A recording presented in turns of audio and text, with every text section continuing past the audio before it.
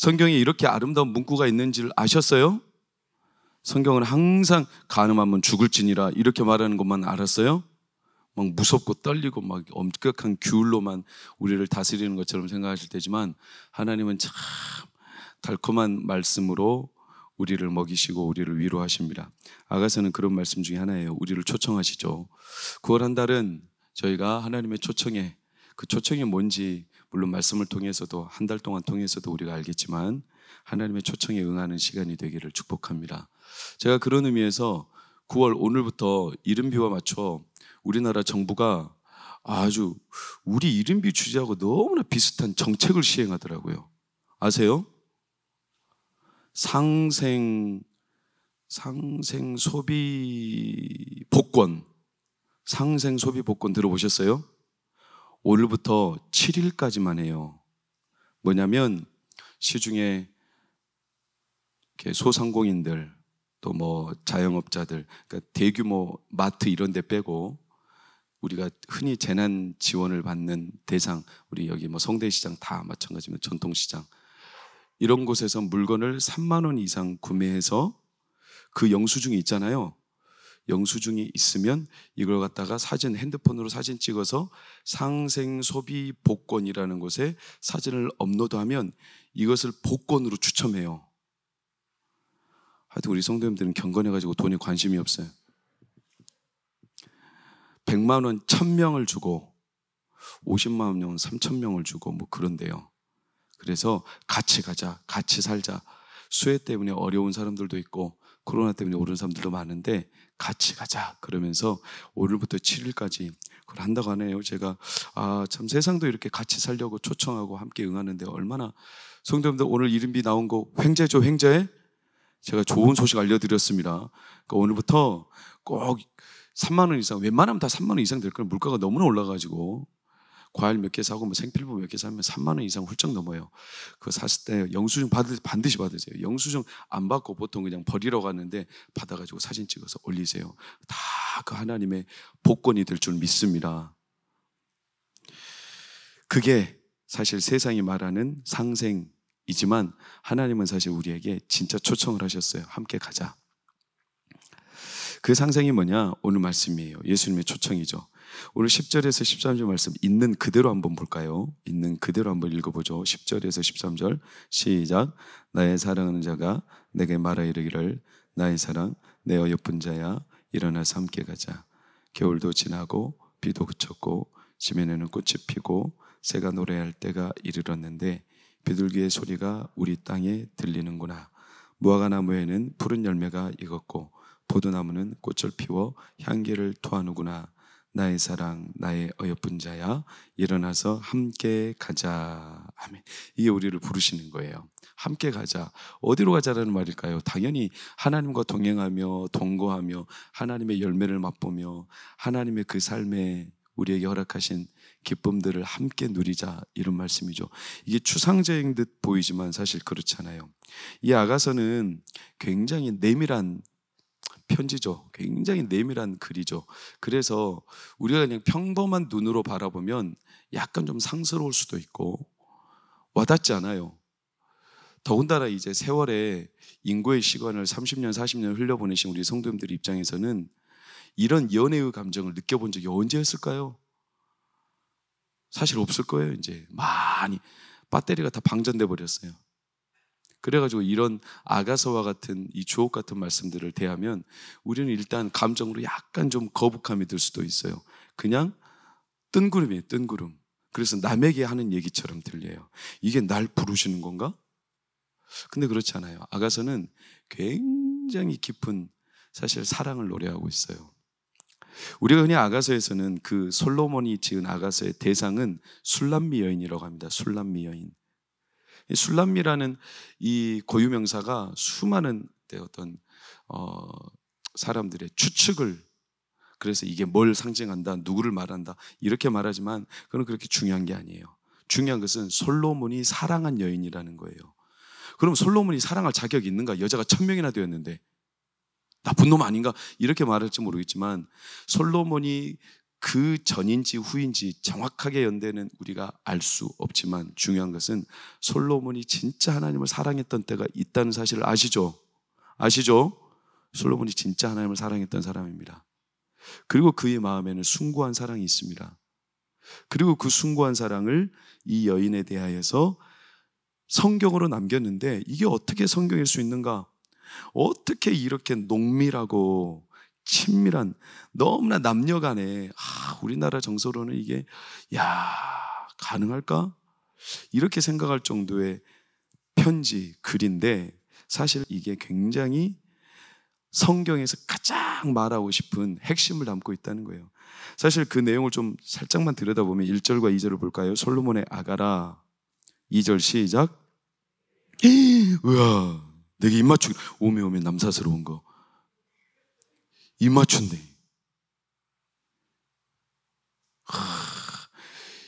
이런 글을 어떻게 편지에다가, 아니 성경에다가. 근데 그게 아니에요. 입맞춘다는 것은 다시 생각해보면 얼마나 가까운 사이라는 겁니까? 여러분, 입맞춘데 저기 100m 떨어져서 입맞출 수 있어요? 불가능하죠.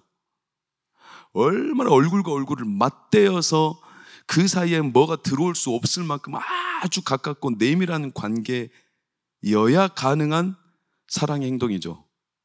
굉장히 가깝다는 거죠. 사실 사랑하면 가까워지는 게 당연해요? 이상한 거예요? 당연한 거죠. 사랑하면 가까워져야죠. 가까운 게 사랑인 거죠. 아니 멀찌감치 떨어져 있는 게 무슨 사랑입니까? 그냥 적당한 거리에서. 그게 어떻게 체온을 느낄 수가 없어요. 사랑한다면 엄청 가까워지게 되어 있어요. 얼굴을 맞대는 거예요. 입맞춤, 이건요 너무나 사랑의 당연한 표현이고, 그 정도로 가깝다라는 것을 이거보다 더한 무슨 말로 표현할 수 있을까? 오히려 사랑이 없어서 멀어지는 게 이상한 거고 성경에 반대되는 모습인 거죠. 그게 없다면 아주 이상한 거예요. 여러분, 그도 그렇듯이 성경은 처음부터 마지막까지 남녀관계처럼 비유되고 있어요. 아시죠? 비유가 아니에요. 사실이죠. 사실. 아담과 하와로 시작되는 역사 아닙니까? 아담과 하와가 어떤 건데요? 부부잖아요. 남녀간의 사랑이잖아요. 그래서 아담이 뭐라고 말합니까? 너는 내 뼈 중에 뼈요, 내 살 중에 살이다. 이 솔로몬의 아가도 히브리어 그대로 직역을 하면 노래 중에 노래예요. 뼈 중에 뼈다, 최상급을 말해요. 노래 중에 노래다. 이건 하나님을 향하고 한 여인을 향하는 사랑처럼 교회가 예수님을, 예수님이 교회를 사랑하는 최고의 가치를 말하는 거예요. 그래서 아담과 하와로 시작한 사랑의 노래가 마무리되는 성경의 끝자락도 뭘로 끝나냐면 예수 그리스도와 신부인 교회로 끝납니다. 성경은 엄밀히 말하면 사랑 이야기입니다. 러브 스토리죠. 그래서 아담과 하와로 시작된 사랑, 그게 결국에는 예수 그리스도와 그의 신부인 교회로 끝나는, 그래서 마지막 예수님의 나라에 이르면 혼인잔치를 벌리며 그 잔치의 기쁨을 평생토록 누리는, 이게 성경의 핵심적인 내용 아니겠습니까? 이게 아가서가 성경의 내용을 아주 적절하게 정확하게 다루고 있다는 증거할 수 있죠. 그래서 오늘 4절에도 보면 뭐라고 합니까? 1장 4절, 왕이 나를 어디로 이끌어요? 그의 밖으로 이끈다는 거예요. 그의 방으로. 침실을 말하죠. 가장 내밀한 공간, 이것은 부부 외에는 알 수 없는 가장 깊은 공간, 그 침실로 이끌어 그들의 사랑이 뭐보다 더 진하다? 포도주보다 훨씬 진하다, 가깝다. 그래서 그 둘 사이에 무언가 끼어들면 절대로 참아내지 못하는 질투가 일어난다. 그래서 성경에서는 하나님은 항상 질투하는 분이라고 말씀하시는 거예요. 하나님의 사랑이 얼마나 깊고 가깝고 강렬한지, 하나님과 우리 사이에 끼어드는 무언가가 있으면 하나님은 질투하시며 그걸 태워버리세요. 태워버리십니다. 그만큼 하나님의 사랑은 강렬합니다. 그런데 이런 사랑이 당연한 건데, 이 사랑이 점점 희미해져서 그분과 나 사이에, 아가서로 따지면 솔로몬과 술람미 여인 사이의 거리가 점점 멀어진다. 이건 이제 뭔가 문제가 생겼다는 거예요. 성도님들, 신앙이 무료함에 빠졌다. 예배를 드려도 기쁨이 없고, 말씀을 읽어도 말씀을 읽을 조차 그런 기대감도 없고, 아침에 눈을 뜨면 성경을 읽고 싶은 마음과 저녁에 잠자리에 들기 전에 성경을 더 읽고 싶어서 막 강렬한 성경에 대한 사모하는 마음이 없고, 이제는 너무나 평범해졌고, 저 같은 목회자들은 설교를 하기 위해서 성경을 읽고, 설교를 하지 않는 중간에는 성경을 읽지도 않고, 그렇다면 이거는 성경의 내용이 희미해지고 사라진 게 아니라 사실은 내 안에 무료함에 빠진 거예요. 권태감에 빠진 거예요. 한마디로 내 영혼이 병든 거예요. 그건 사랑이 멀어졌다는 뜻이에요. 그분이 문제가 없다면 내가 그분과의 관계가 멀어졌다는 증거예요. 정확해요. 뭐든지 거리가 가까워야 체온을 느낄 수 있는 거 아니겠어요? 그분이 어떤 생각을 하고 그분이 나에게 어떤 마음이 있는지 거리가 가까워야, 이 거리로 우리는 서로에 대한 이해를 더 깊이 알 수 있죠. 여러분, 지구와 태양 사이의 거리는 사실은 지금은 적정한 거리죠. 이 거리가 멀어지면 멀어질수록 지구는 빙하 시대가 올 겁니다. 그래서 완전히 얼어버릴 겁니다. 그래서 성경은 사랑은 항상 뜨겁든지 아니면 우리 가운데 머리는 냉철하든지 둘 중에 하나라는 거예요. 마음이 식어지고 사랑이 식어지는 게 이 세상의 악이라는 거였어요. 이 세상의 어려움에 빠지는 이유가 뭐냐? 사랑이 식어짐이라. 사랑이 없기 때문이다. 왜? 사랑이 있으면 허다한 죄를 불태워버린다는 거예요. 그만큼 뜨겁다는 거죠.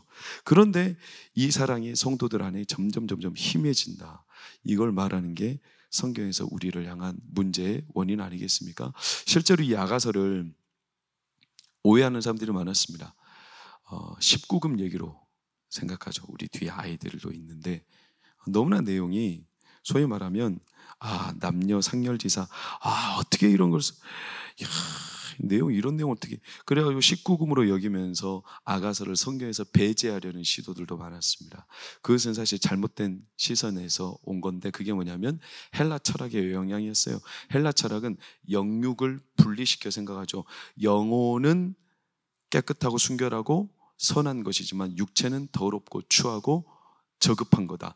그래서 육체적인 사랑은 결코 옳지 않다. 그래서 육체적인 사랑을 다 배제하려다 보니까 그들은 좋은 말로는 정신적인 사랑 이렇게 말하는데, 실제로 그들은 영혼 외에 육체는 다 부정했어요. 이런 영향으로 이 아가서에 대한 것뿐만 아니라 성경에서 자꾸 신앙을 뻣뻣하게 만들어버렸어요. 하나님과의 뜨거운 사랑보다는 격식만 남아, 형식만 남아서, 그래서 마음은 없고 빈 껍데기만 남아버리는 신앙생활이 얼마나 많이 생겼는지 몰라요. 전통이 깊어지면 깊어질수록 마음은 온데간데 없이 사라져버리고 허우대만 멀쩡하게 남아있어요. 그래서 격식 남아있는 걸로 전부라고 생각하는 거예요. 그런 신앙의 요소들이 얼마나 우리의 삶에 큰 문제를 가져오는지. 왜? 겉으로는 괜찮아 보이거든요. 그 적당한 수준에서 신앙생활하는 거, 여러분, 적당한 거리에서 적당한 수준에서 신앙생활하는 거, 이게 우리를 살게 할 수 있을까? 여러분 생각해 보세요. 동태찌개를 끓였어요. 동태찌개를 끓여놓고 그냥 적정한 온도에서, 일상 온도, 상온에서 그대로 놔둬 보십시오. 어떻게 됩니까? 곰팡이 있습니다. 모든 음식물은 완전히 냉동시키든지 완전히 팔팔 끓이든지 둘 중에 하나야지, 그냥 적정한 온도에서 그냥 방치시켜 보십시오. 유지가 되는 줄 아십니까? 썩어버립니다. 금세 냄새납니다. 안에 균들이 득실득실 됩니다. 우리의 신앙에, 우리의 마음에, 우리의 영혼의 온도가 뜨겁게 하나님을 향하여 사랑으로 태워지지 않으면 적정한 수준에서 적당한 거리에서 적당한 자리에서 신앙생활 유지하며 지켜낼 수 있다? 불가능합니다. 반드시 시간 얼마 지나지 않아 썩은 내가 납니다. 썩은 내가 납니다. 살 수가 없어요. 그래서 입맞춤을 하는데 어떻게 입맞춤을 하는지 아세요? 격식으로는 입맞춤을 하죠. 그러나 속으로는 딴 마음이 있는 거예요. 그런 사람이 대표적으로 누굽니까? 유다잖아요. 유다. 가룟 유다가 예수님을 팔 속셈으로 가서 입맞추잖아요. 너가 입맞춤으로 인자를 파느냐? 겉으로는 입맞춤하고 있어요. 겉으로는 굉장히 격식으로 괜찮은 척 보이는데 속으로는 이미 예수님과의 관계가 끊어진 거예요. 그래서 예수님은 그에 대해서 참 비참한 선고를 하셨죠. 그는 차라리 나지 않았더라면. 얼마나 가슴 아픈 유다에 대한 평가입니까? 세상이 이렇게 우리를 적당한 선에서 그렇게 우리를 물들게 한다는 거예요. 적당한 선에서. 그래, 신앙생활도 적당하게. 여러분, 모든 신앙의 문제는 거기에서 비롯되는 거예요. 아담과 하와가 하나님과의 거리 관계가 멀어지는 순간부터, 그때부터 진짜 문제가 생긴 거죠. 그래서 그분과의 거리가 이제 예전 같지 않아요. 그러다 보니까 어떤 증상이 드러났냐? 하와가 아담에게 그 선악과를 넘기고 아담이 따먹고서는, 자기가 같이 먹고서는, 이때부터는 하나님과의 관계가 깨지니까 어떤 현상이 드러나냐면 책임을 전가하기 시작해요. 저놈 때문이고, 저 여자 때문이고, 저 뱀 때문이고. 여러분, 하나님과의 관계가 멀어지면 모든 것과 관계가 깨지게 되어 있어요. 정확합니다. 그러면 우리가 거꾸로 뒤집어 봐야 돼요. 내가 내 자녀와 부부관계, 또 우리 가정 안에 관계가 뭔가 문제가 발생했다는 것은 항상 그 사람과의 관계를 뒤로 해놓고 하나님과의 관계를 점검하는 데 우선 집중해야 돼요. 정확합니다. 사랑은 그래서 항상 가깝고 뜨거워야 돼요. 하나님과의 관계가. 그래서 아담이 책임을 전가하고 피조물에게 책임을 전가하고, 그러면서 세상의 모든 관계가 다 깨지기 시작했죠. 그러면서 세상이 더 이상 서로를 덮어주는 사랑을 찾아볼 수가 없었어요. 가까운 관계 자체가 이상하게 느껴져요. 적당히 해. 신앙생활도 적당히 해. 그렇게 하다가 진짜 빠진다. 적당히 해. 그러게다 큰일 난다. 이렇게 말하는 게 너무나 당연하게 들리는 세상이 되어버린 거죠. 남에게 책임을 전가하고. 그래서 이런 세상에 하나님이 다시 회복하시기 위해 뭘 시작하신 거냐면 다시 그분의 사랑을 시작하신 겁니다. 그 핵심이 아가서고요. 여러분, 2장 16절에서 17절을 보실까요? 뭐라고 말합니까? 1장 16절에서 내 사랑하는 자는 내게 속하였고 나는 그의 속. 우리 16절만 읽어볼까요? 시작. 나는 그에게 속하였도다. 그가 백합화 가운데서 양떼를 먹이는구나. 이런 표현들은 우리에게 좀 먼 발치로 느껴지지만 그렇잖아요. 내 사랑하는 자, 계속 내 사랑하는 자, 내 사랑하는 자, 내 사랑하는 자. 그가 나를 사랑해서 내가 사랑한다고 말하지 않고 내가 그를 선택하여 사랑했고 내 사랑하는 자다. 내가 그와 함께한다. 내가 그와 속하였다. 이렇게 말하는 아가서의 모든 고백들은 정확하게 예수 그리스도가 깨어진 관계, 아담이 하와에게 책임을 전가했던 이 관계를 다 회복시키시며 예수님은 그 책임을 자기에게로 돌렸죠. 하나님과 멀어져서 남에게 책임을 전가했던 이 악순환의 고리를 끊기 위해 예수님은 그때부터 모든 책임이 자기에게 있다고 생각하고 자기에게 전가하고, 그래서 자신이 십자가를 지고 자신이 그 죄의 대가를 치른 거죠. 왜? 그래야 악순환이 끊기니까. 그렇게 하기 위해서 먼저 우리를 선택하셨다는 거예요. 끊어지고 멀어진 관계를 회복하기 위해서. 그 대상이 누구냐면 아가서에서 술람미 여인이에요. 술람미 여인. 나중에 기회가 되면 아가서 말씀을 더 깊이 더 자세하게 한 절 한 절 나눌 수 있는 기회가 있으면 좋겠습니다. 그러나 오늘은 짧은 새벽 시간이기 때문에 핵심적인 내용만 전하겠습니다. 이 술람미 여인은 어떤 여인입니까? 오늘 1장 5절을 보십시오. 읽겠습니다. 시작. 예루살렘 딸들아, 내가 비록 검으나 아름다우니 게델의 장막 같을지라도 솔로몬의 휘장과도 같구나. 내가 비록 검다는 거예요. 이게 단순히 그냥 죄의 표현이고 내가 더럽다 이런 뜻이 아니라 실제로 검은 여인이에요. 흑인이라는 뜻이라기보다는 태양볕에 너무나 오랫동안 빛을 쐬고 노동을 하고 그 밭에서 농장에서 떠나지 못하여 생활고에 시달려 항상 빛에 그을려 검게 게달의 장막, 검은 염소의 가죽으로 쳐놓은 장막처럼 그의 피부와 그의 몰골이 아주 초라했다는 거예요. 인간적으로 보면 너무나 초라한 여인이에요. 그런데 그 인생 자체가 초라한 거예요. 그렇게 노동의 현장과 고생의 현장에서 늘 살았다는 거예요. 그런데 그런 여인의 상대가 누구냐면, 그런 여인을 지목한 상대가 솔로몬이라는 거예요. 솔로몬. 여러분, 솔로몬의 휘장이라고 표현하거든요. 악에서는. 솔로몬의 휘장이 뭔데요? 청색, 자색, 홍색실, 가느게 꼰 배실, 고운 배실로 짠 휘장. 아니, 이런 아름답고 최고의 상징인 그 화려함의 휘장으로 이 여인을 선택했다. 얼마나 이게 어울리지 않는 조합입니까? 누가 이걸 타당하게 여기겠어요? 여인도 이게 너무나 부담스럽죠.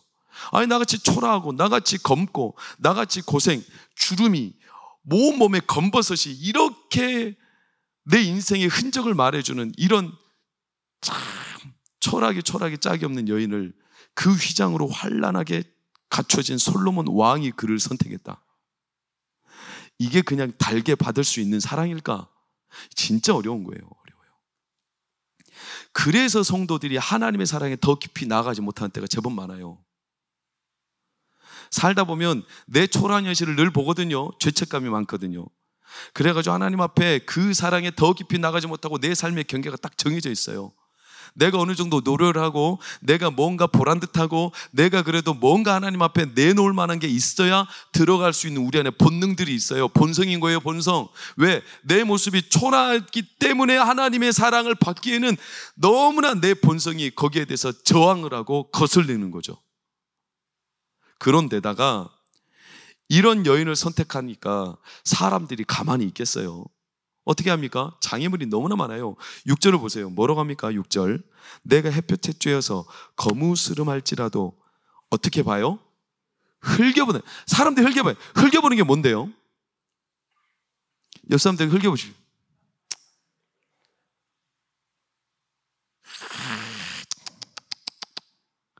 어디서 저런 여자를. 에이, 천박하기 짝이 없어 이제. 아이, 같은 교회 다니기 너무 싫어. 아, 같은 공간이 있다는 게 진짜 말이 안 되는. 흘겨보는. 당연한 거 아니에요. 너무나 초라한 여자인데. 그러니까 늘 사람들이 흘겨봐요. 흘겨보는데도 아무 말도 못해. 왜? 내 신사가 그렇거든요. 내놓을 게 뭐가 있어요? 저 사람들에 비해서 내가 나은 게 뭐가 있어요? 근데 이 여인의 사정을 아는 사람이 있을까요? 없을까요? 없어요. 아는 사람이 없어요. 6절 다시 한번 보세요. 내가 햇볕에 쬐어서 거무스름할지라도 흘겨보지 말 것은, 그 다음부터 시작. 내 어머니 아들들이 나에게 노하여 포도원지기로 삼았음이라. 나의 포도원을 내가 지키지 못하였구나. 왜 이 여인이 포도원에 그 햇볕에 온종일 평생을 햇볕에 그슬려 거무스름하게 잔주름이 많아지고 깊은 패인 골짜기 같은 주름이 많아질 수밖에 없었냐면, 내 몰려진 거예요. 어머니가 노하여, 형제들이 노하여. 그러면 정당한 이유로 노했을까요? 아니요. 여인들은 천박하게 취급을 당하니까요. 귀족 집안에서 태어난 여인이 아니고서는 다 생활고로 시달릴 수밖에 없는 현실이었으니까요. 그때마다 다 바깥으로 내몰리니까요. 우리나라도 불과 30-40년밖에 되지 않았잖아요. 딸들은 학교도 안 보냈잖아요. 공장부터 보냈잖아요. 그리고 오빠 뒷바라지 하라고 했잖아요. 그렇게 사는 게 당연한 거 아니었습니까? 그럼 불과 2000년 전, 불과 30년 전도 그런데 2000년 전은 어땠겠어요? 더 하지 않았겠어요? 여자는 생명으로도 취급하지 않았죠. 너는 그냥 밖에 나가서 돈만 벌어. 포도원에서 농부나 일이나 해. 지금 이슬람 국가나 지금도 저기 제3세계 가면요, 12살 배기 아이들이요 다 신부룩감으로 팔려갑니다. 저기 뒤에 있는 우리 예지 같은 꼬마들이요 나이 70된 할아버지 신부감으로 팔려갑니다. 왜? 가정의 생계가 어려우니까 그 딸을 팔아가지고 돈을 받는 거 아니겠어요? 이 여인의 사연을 누가 알겠어요? 왜 피부가 검은지, 왜 깊은 주름이 있는지, 왜 볼 것도 없이 초라한지 누가 알겠어요? 그저 사람들은 그 사람이 지금 솔로몬의 사랑을 입는 것만으로도 막 마음이 참안해집니다. 그냥 흘겨보고. 잠언에서 참 재밌는 기사가 있어요. 세상에 견딜 수 없게 하는 것 서너 가지가 있는데, 그 중에 한 가지가 뭐냐면 종이 주모를 이은 것. 여종인데 여주인이 되었을 때 사람들이 가만히 보지를 내다보질 못해. 와, 어떻게 여종이 주인이 될 수가 있어? 그거보다 더한 상황이에요. 그런데 사랑하는 여러분, 그게 우리라는 거예요. 우리. 누가 우리의 사정을 알아요? 하나님 우리를 선택하고 예수님이 교회의 신부감을 선택했어요. 술람미 여행 같은 우리가 생활고가 너무나 많잖아요. 여러분들의 삶이 지금까지 어떻게 보면 그래도 괜찮습니다. 그래도 인생 나름 성공했습니다. 여기까지 온 것도 잘하신 겁니다. 그래도 다 우리 안에는 사연이 있죠. 피부가 깊숙이 들어갔죠. 검버섯이 피었죠. 남들이 뭐라는 내 몸 안에 수많은 검게 걸린 모습, 그보다 더하게 내 속 마음은 더 검게 그슬린 데가 얼마나 많습니까? 근데 그걸 아는 사람들이 거의 없어요. 잘 몰라요. 잘 모르죠. 그래서 우리를 흘겨봐요. 어떻게 하나님이 저 사람을 사랑하고 저 사람을 선택할 수 있을까? 이렇게 말할 때 그래도 중요한 것은 뭐냐면 그 사람들의 세상의 평가와 시선을 거부할지 그대로 내가 받아들일지는 여러분의 선택입니다. 기억하십시오. 내 사연에 대해서 사람들이 몰라서 어떻게 평가하고 어떻게 저 사람을 하나님이 사랑하고 저 사람을 하나님이 귀하게 보실 수 있는가? 이렇게 흘겨보는 상황들이 있을지라도 그 판단과 평가를 내가 그저 아무 말도 못하고 받아들일지, 그 평가가 하나님 나를 선택하셨는데 왜 나를 이렇게 말하는 거야? 거부할지는 여러분의 마음에 달려 있습니다.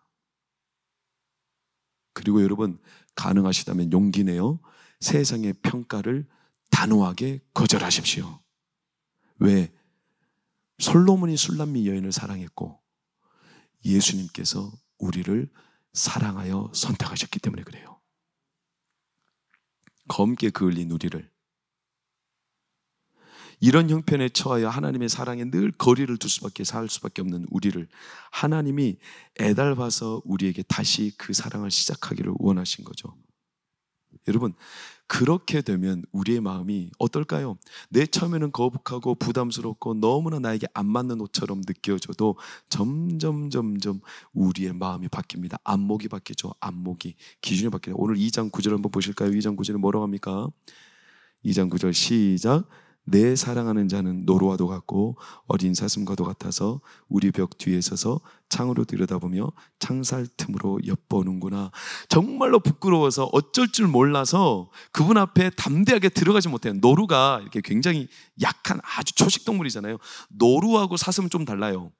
사슴은요, 뿔도 달려가지고 이게 사슴이 좀 셉니다. 남성미를 성경에서는 말해요. 사슴은 남성미. 그런데 노루는 여성적, 되게 소심하죠. 약하죠. 유약하죠. 그래가지고 노루는 좀만 해도 막 검을 먹어요. 그래서 어떻게 하냐면 앞에 딱 드러나지도 못하고 창틈에서 나뭇가지 사이로 원래 나를 사랑하는 그분을 엿보는 거예요. 이게 뭐냐면 점점 마음에 변화가 일어나고 있다는 거예요. 저분이 나를 사랑해. 처음에는 너무나 내가 사랑을 받을 만한 사람인가? 내가 그런 존재인가? 나는 술람미 계달의 장막과 같은 이런 여인인데 나를 저분이 사랑한다니까 내가 너무나 부끄러운데 그 사랑이 나에게 임하는 순간 이게 점점 좋은 거예요. 이 사랑이 점점 내 영혼을 장악하고 나를 지배하기 시작하는 겁니다. 내 영혼에. 그러니까 이제는 그 사랑이 너무나 좋아가지고 앞에 대뜸 나갈 수는 없지만 이 창문 틈 사이로 이렇게 나뭇잎 사이로 그분을 막 지켜보고 언제 나를 한번 봐주고 나를 불러줄까. 그 사랑이 우리 가운데 임하면 우리의 마음이 점점 바뀌기 시작하더라는 거예요. 바뀌기 시작하다. 제가 전에 말씀드리지 않았어요? 우간다인가 케냐에서 실제로 그런 전통이 있잖아요. 신부감을 데려올 때 소로 치잖아요. 소로. 그래서 진짜 예쁜 신부는 소 한 3-4마리를 주고 데려오는 거예요.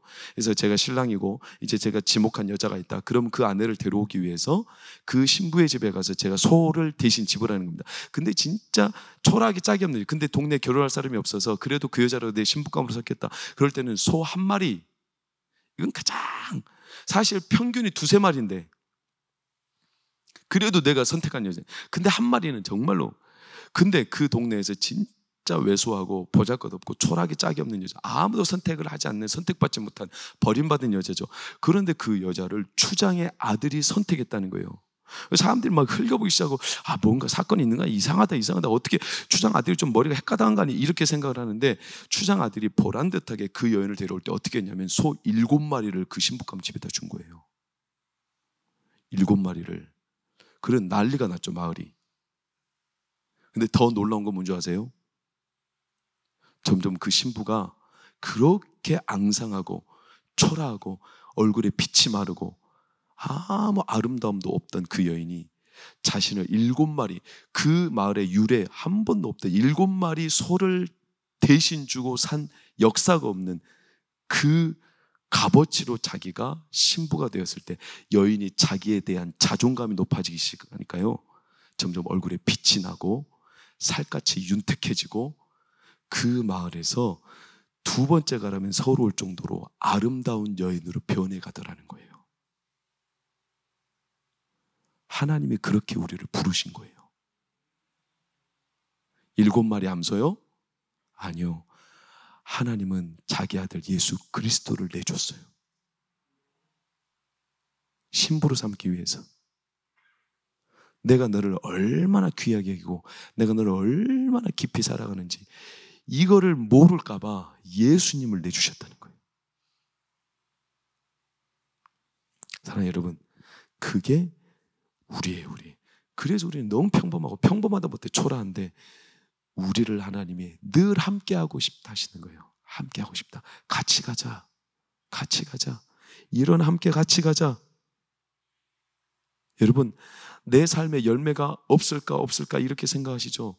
아니요. 하나님은 반드시 우리 권사님의 삶에 열매를 주십니다. 이제 늙어서 열매가 없다? 아니요. 시편 86편인가요? 하나님의 전에 심기워진 나무는 늙어도 여전히 결실하며 진액이 마르지 않고 빛이 청청합니다. 그게 하나님이 우리를 부르신 목적입니다. 열매는 겉으로 볼 때는 화려해도 맛없는 열매 있어요, 없어요? 있어요. 열매는 외모 가지고 따지면 안 돼요. 내 삶의 열매가 지금 남들이 볼 때는 화려하지 않고 미모가 하나도 없어요? 아니에요. 열매는 맛을 봐봐야 알아. 진짜 맛있어 보이는데 하나도 맛없는 거 있어요. 떫디 떫은 거. 여러분, 우리의 삶의 열매가 외적으로 예쁘다고 해서 맛있는 거 아니에요. 하나님 보실 때 진짜 맛있는 열매가 있어요. 저는 그 열매 중에 열매가 두리안이라고 생각해요. 두리안 아시죠? 와, 냄새, 똥 냄새 지독합니다. 오줌 냄새. 제가 지난번 필리핀 선교 갔을 때 우리 장남들하고 두리안을 사 먹었어요. 근데 진짜 지금 생각하면 좀 부끄러워요. 뭐가 부끄럽냐면 우리는 필리핀이니까 열대 과일이 많이 나니까 선교사님은 자주 드시는 줄 알았어요. 그래가지고 우리는 자주 드신 줄 알고 저랑 이제 제가 제일 많이 먹었어요. 막 먹었어요. 근데 선교사님 옆에서 이제 김종대 선교사님 지켜보고 계시는데 평소 자주 드시고 나는 이렇게 쉽게 말하면 헐거운 과일로 생각. 근데 그분들도 1년에 한 번 먹을까 말까 한대요. 그래가지고 얼마나 부끄러워. 저를 뭐라고 생각했어요? 서 목사는 먹기를 탐하고 세리와 죄인의 친구로다. 예수님에 대한 평가가 저에 대한 평가 아니었겠어요? 그래, 그때 너무 미안해가지고 어서 드시라고. 여러분, 그 두리안이요 진짜 외모가 투박하거든요. 하나도 예쁜 게 없거든요. 근데 그 안에 열매를 맛보면 사람이 그래서 두리안을 열매의 황제라고 하지 않습니까? 외모와 달라요. 하나님이 우리 삶을 초청하셔서 세상에 내놓고 자랑하고 싶어 하시는 열매들이 있어요. 그 열매를 맺기 원해서 우리를 초청하시는 거예요. 여러분, 그래서 오늘 솔로몬이 술람미 여인에게 말하는 겁니다. 우리 다시 한번 11절에서 13절 한번 볼까요? 겨울도 지나고 비도 그쳤고 지면에는 꽃이 피고 새가 노래할 때에 이르렀는데 비둘기의 소리가 우리 땅에 들리는구나. 13절 시작. 무화과 나무에는 푸른 열매가 익었고 포도나무는 꽃을 피워 향기를 토하는구나. 나의 사랑, 나의 어여쁜 자야, 일어나서 함께 가자. 비가 그쳤다는 거예요. 이스라엘에서 겨울이 지났다는 건 이스라엘 땅의 겨울은 우기입니다. 우기. 비가 많이 오는 시기를 겨울이라고 합니다. 우기가 지났다는 거예요. 그러면서 깨우며 함께 가고 싶다는 거예요. 그리고 이제 꽃이 피었다는 거예요. 여러분, 꽃이 있다는 것은 당연히 그 다음에 열매가 있다는 뜻을 말하죠. 그래서 이스라엘 땅은 6월 정도가 되면 열매가 많이 이제 맺히는 달달한 열매가 맺히는 시기가 됩니다. 이 6월이 오기 전에 솔로몬이 그 술람민 여인을 깨우며 우리 같이 가자. 왜? 꽃이 피었다. 꽃이 피었다는 것은 열매가 맺힌다는 거다. 이 꽃이 떨어지면 반드시 열매가 맺힐 텐데 꽃이 피어 우리 같이 이 길을 걷자. 왜? 하나님이 기뻐하실 열매가 사랑하는 동광교회와 성도님들의 삶에 임할 줄 믿습니다. 그래서 9월 한 달 우리에게 열매를 함께 맛보고 그 열매를 주시기 위하여 우리를 초청하시는 겁니다. 일어나 함께 가자. 사랑하는 자여 일어나 함께 가자. 꽃이 피었도다. 겨울이 지났다. 비가 그쳤다. 물이 거쳤다. 이제 노아 홍수처럼 온 세상에 물이 가득 찼으나 우리 교회는 지난 2년 동안 노아 홍수를 준비하고 준공하며 이제 노아 홍수가 나올 때쯤이 되면 물이 거쳐서 그 땅에 하나님의 새로운 역사가 임할 줄로 믿습니다. 물이 거치면 감람나무가 자라고 감람나무가 자라면 그 안에 감람나무 열매가 자라고 그 열매를 우리가 맛보게 하시며 노아가 그 땅에 나가서 포도 농사를 짓고 포도 열매를 따고 포도주를 짓듯이 우리 동광교회가 이제 9월부터 다음 달 40일 철회를 비롯하여 내년에 노아처럼 살아가기 위하여 하나님 우리를 초청하고 계세요. 일어나 함께 가자. 꽃이 피었다. 물이 거쳤다.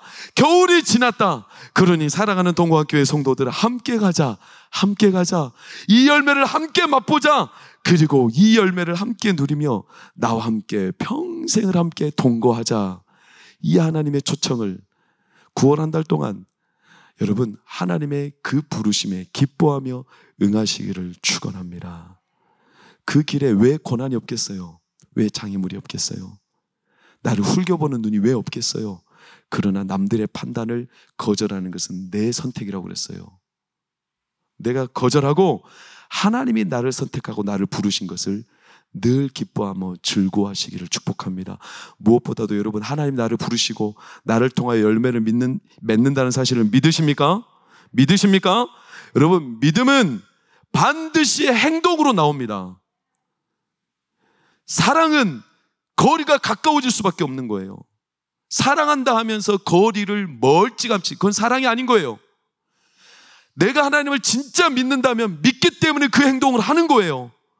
믿기 때문에 내가 기도하고 믿기 때문에 내가 하나님 말씀을 전하는 거고 믿기 때문에 내가 작은 한 구절이라도 순종해 보려고 하는 거고 믿기 때문에 하나님 나를 통하여 열매를 맺는 것을 내가 믿기 때문에 그것을 내가 실행하는 거예요. 안 믿으면 못하는 거예요. 믿었지 않으면 못하는 거죠. 그런데 믿는 거죠. 하나님 내 삶에 하나님 열매를 주실 거야. 나를 초청하셨어. 그러니 나는 담대하고 당당하게 이 길을 갈 거야. 이렇게 정하고 작정하는 겁니다. 여러분 하나님 우리를 그렇게 부르신 겁니다. 함께 열매를 맛보자고. 어린 시절에 제가 청소를 하면 이 조개 같은 손으로 우리 예일이가 같이 청소를 돕겠다고. 여러분 제가 질문 한 가지 드릴게요. 그 꼬맹이가 한 5살, 4살밖에 안 된 이런 꼬맹이들이 청소를 하면 제가 청소가 더 빨리 될까요? 방해가 될까요? 빨리 될까요? 방해가 될까요? 방해되죠. 아니 그놈이 더 어질러.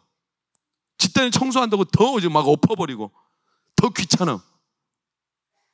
근데 여러분 다시 한번 질문 드릴게요. 아빠가 그 조그만 녀석이 청소를 도와준다고 할 때 이게 기쁠까요? 싫을까요? 기쁘죠. 방해가 될까요? 도움이 될까요? 방해가 되죠. 근데 기쁠까요? 싫을까요? 기뻐요. 하나님이 우리와 함께 하시면 하나님의 일에 방해가 될까요? 도움이 될까요? 사실은 하나님 혼자 하시는 게 더 낫습니다. 우리 없이. 그게 가장 깔끔합니다. 그런데 하나님은 우리를 초청하세요. 왠지 아세요? 기뻐하시는 거예요. 기뻐. 나랑 함께 하시는 게 기뻐. 내가 좀 모나고 내가 좀 모자라고 내가 좀 하나님의 그 초청에 응하였을 때 내가 참 일이 서툴고 하나님 뜻대로 빠듯빠듯하게 못해도 하나님은 그런데도 우리가 기뻐. 그래서 자꾸 초청하셔요. 같이 하지. 이 길을 같이 가자고 하세요. 그게 하나님의 초청이에요, 여러분. 그러니 담대하십시오. 아버지가 우리를 초청하신 겁니다. 예수님 우리를 초청하신 겁니다. 담대하십시오. 이 한 달을 하나님의 초청하심에 기뻐하며 즐겁게 나의 삶을, 나의 기업, 나의 모든 일상을 통하여 하나님 열매 맺으시기를 기대하며 즐거워하며, 나의 사랑하는 자야 일어나 나와 함께 가자. 이렇게 하나님 말씀하시는 이 한 달을 하나님과 동행하며 그 안에서 머물러 하나님의 그 기쁨에 동참하는 저와 여러분 되시기를 예수 이름으로 축원합니다.